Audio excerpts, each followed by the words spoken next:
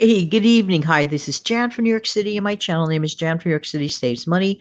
That's exactly what I'm going to jump right into right now. How's everybody doing this evening? Hope that this audio video finds everybody doing well, and I hope you had a really nice day that's passing by and a good evening to look forward to.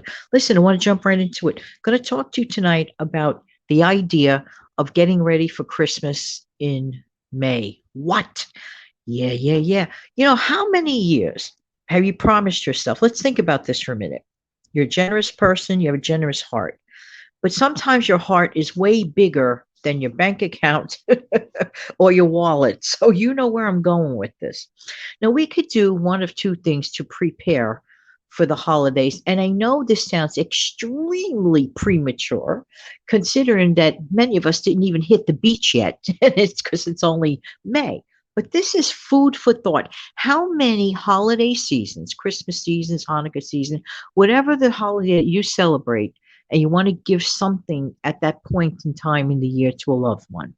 How many years have you sworn up and down? Next year, I'm going to be more organized. Next year, I'm going to start a Christmas club. Next year, I'm going to shop early. Well, guess what? Still relatively new in the year. It's the fifth month of the year. This means you have plenty of time to keep your promise. Now, here's the thing. What do we have in May? We have a lot of good things that go on in May. The outdoors, it's better out. Beautiful garage sales, beautiful outside flea markets, things of that nature. Yard sales in your neighborhood. You might come across something that you really, really love, and not necessarily for yourself, but maybe for someone else. This is the time. And some people feel, well, how am I going to contain myself from not using it or giving it away too soon? Create a separate space. You don't make a big to do, and you don't make a big fuss about it. And you certainly don't announce it to the family member if you're trying to hide this wonderful present from them for a period of time. And you could also consider this, and this is what I do. I do two things. I have a specific spot where I put my stuff, but I also write it down in my trusty notebook what I got, who it's for, and it is a way. That is one route. Now, some people rather gift people with those wonderful e-cards, and they're great. Send the money that way, whatever. So in that case, you may be thinking of at least starting to start your own quote end of quote Christmas club. Now, back in the old days, people did Christmas clubs all the time in the bank.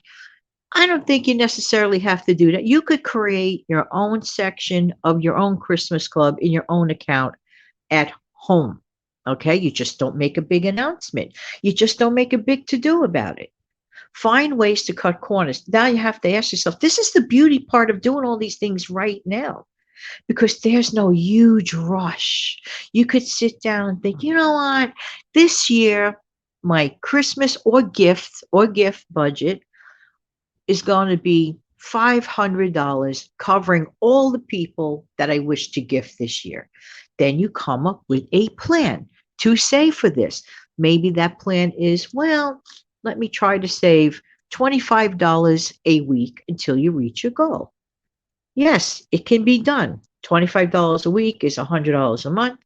And guess what? In 5 months, you'll already have your money. You'll already have your money. It depends on your budget and what you want to go for. All these things can be considered now. There really is no excuse. There really is. And the reason I like to do these things ahead of time, and I'll tell you why. It takes away a lot of stress during the holidays. And I happen to have a few birthdays around that time of the year, too, including my own. Just saying, just saying. Just saying. No, seriously. So if you find there's certain times of the year, and not only for the Christmas gift giving budget, this idea can be planned for birthdays. If you know a loved one's birthday, you know it's going to come around the same day every single year. Their birthday is a fixed date. No one's going to move it on the calendar. That person, that loved one's or friend or relative's birthday is on a fixed date. And if in your heart of hearts you want to acknowledge that date, then do so. That's why it pays to have a date planner, or at the very least a calendar. By the way, who remembers back in the day when you used to receive a big, beautiful calendar from a store as a, that you might have, been a good patron in the whole year, and at the end of the year, they hand you a calendar. Some stores still do that. I don't think as many that I remember, at least in my location. They used to give them out like nothing. Oh, Merry Christmas, Happy New Year's.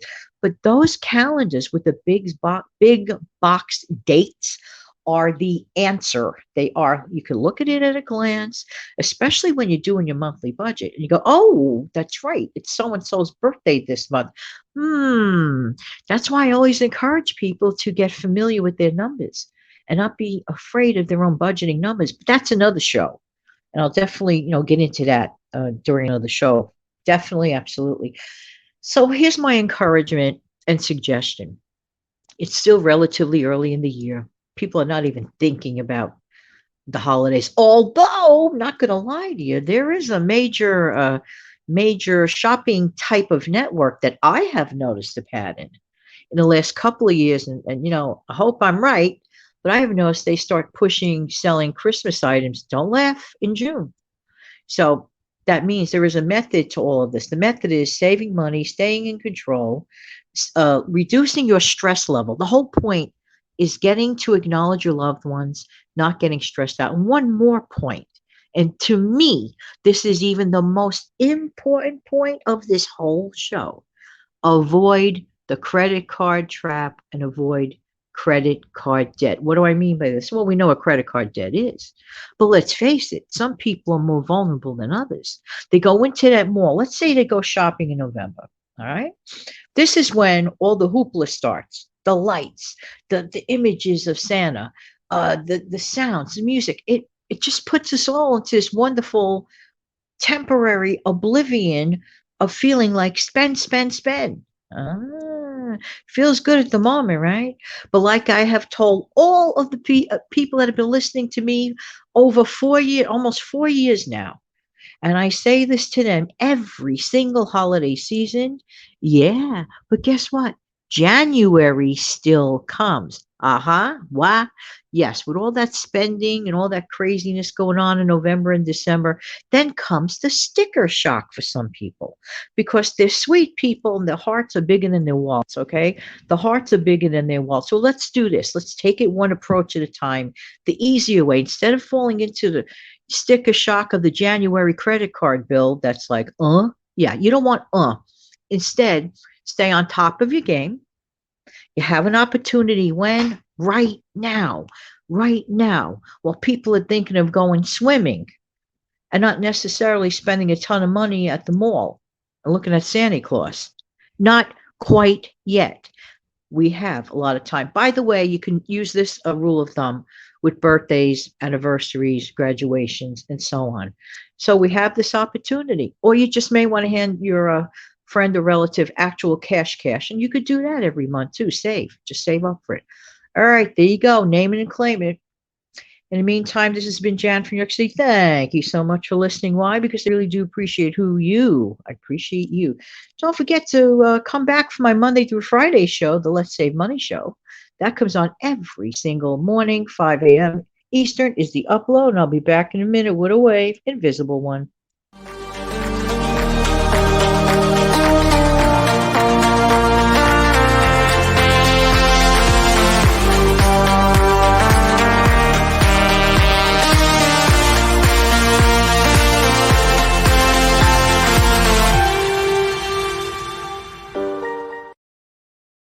Have an amazing, fantastic night. Take good care. Bye-bye.